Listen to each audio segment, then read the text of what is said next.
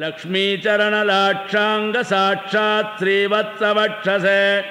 क्षेमंकराय सर्वेषां श्रीरंकेशाय मंगलम्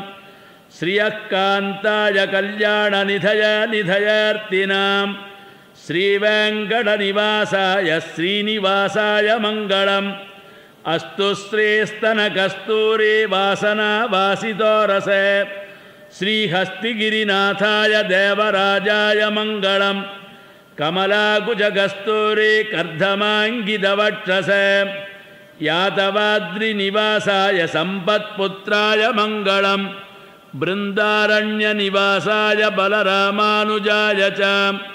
रुक्मिणीप्राणनाथाय पार्थसूताय मंगलम् श्रीमत्यै विष्णुचित्तार्य मनोनन्दनहेतवे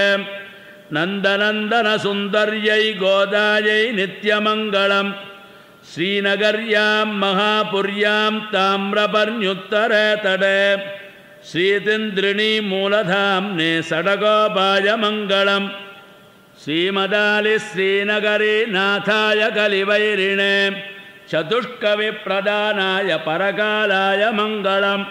श्रीमन्महाभूतपुरे श्रीमत्केशवयज्वनः कान्तिमत्यां प्रसूताय यतिराजाय मंगलम् मंगलाशासनपरैः मदाचार्यपुरोगमैः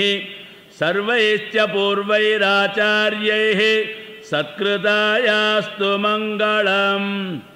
चित्तं जिर्हाले वन्दुन्नच्च